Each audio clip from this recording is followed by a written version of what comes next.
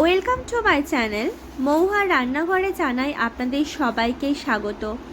আজ হাজির হয়ে গেছি একটা চিকেনের রেসিপি নিয়ে, যেটা লুচি পরোটার সাথে খুব ভালো যায়। একদম চিকেন কষার রেসিপি। তার জন্য দেখো আমি মাংসটাকে ধুয়ে পরিষ্কার করে নিয়েছি। এবার অনেকেই আছো যে আমার মতো যে চিকেনের মাস্টে গন্ধটা সহ্য করতে পারো না, তার জন্য আমি নিয়েছি ভিনিগার। তোমরা লেবুর রসও মাখিয়ে নিতে পারো। লেবুর রসটা মাখিয়ে বা ভিনিগারটা মাখিয়ে 10 মিনিট রেখে দেবে। তারপরে একটা কড়া নেবে, কড়ায় গরম তেল নিয়ে গরম করতে দেবে তেল। এবার সেখানেই আমি চিকেনের পিসগুলো দিয়ে দেব। পিসগুলো দিয়ে এপিট ওপিট করে লালচে করে ভেজে নেবে। বেশি ভাজবে না, লালচে করে হালকা করে ভেজে নেবার পরে ওই তেলেতেই আমি দিয়ে দিলাম গোটা গরম মশলা, শুকনো লঙ্কা আর তেজপাতা দিয়ে মাংসটাকে এবার আমি কষার জন্য কুচনো পেঁয়াজ দেব। দেখো একটা ভালো সুন্দর গন্ধ আসলেই আমি কুচনো পেঁয়াজটা দিয়ে দেব। কুচনো পেঁয়াজ দিয়ে বেশ খানিকক্ষণ ভাজবে। যতক্ষণ না পেঁয়াজটা ভালো করে ভাজা হয়ে যায় ততক্ষণ কিন্তু আমি মাংসটার জন্য অন্য কোনো মশলা দিতে পারবো না। যখন পেঁয়াজটা ভালো করে ভাজা হয়ে যাবে তখন আমি একটা মিক্সার গ্রাইন্ডারে রসুন, কাঁচা লঙ্কা আর চারমগজ বেটে নিয়েছিলাম, সেই বাটা মশলাটা আমি পেঁয়াজেতে দিয়ে দেব। বেশ খানিকক্ষণ এই রসুনটাও ভালো করে কষিয়ে তারপরে দেবে আদা বাটা।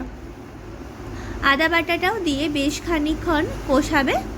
যতক্ষণ না একটা ভালো গন্ধ ছাড়ে ততক্ষণ আমরা এই মশলাটাকে ভালো করে কষবো। তারপরে আমি দেব কুচানো টমেটো। এতে কিন্তু বেশি টমেটো ইউজ করবে না, তাহলে টক হয়ে যাবে, যেহেতু আমি টক দই ইউজ করেছি। তারপরে দেবে কাশ্মীরি লঙ্কার গুঁড়ো, আর আমি দিয়েছি 1 চামচ ঝাল লঙ্কার গুঁড়ো। তোমরা স্কিপ করতে পারো, যে যেরকম ঝাল খেতে পছন্দ করো সেরকম ইউজ করবে। তারপরে দিয়েছি হলুদ গুঁড়ো, তারপরে দিয়েছি লবণ স্বাদ মতো। এতে আর কোনো মশলা কিন্তু দেব না। আর দিয়েছি গুঁড়ো গরম মশলা। এবারে দিয়েছি টক দই, ফ্যাটানো টক দই। টক দইটা দিয়ে বেশ খানিকক্ষণ কষবে। যতক্ষণ দেখবে তেল ছাড়বে ততক্ষণ কিন্তু আমরা এই মশলাটাকে ভালো করে কষিয়ে নেব। কষানো হয়ে গেলে আগে থেকে ভেজে রাখা যে মাংসের টুকরোগুলো ছিল সেই পিসগুলো আমি এতে দিয়ে দেব।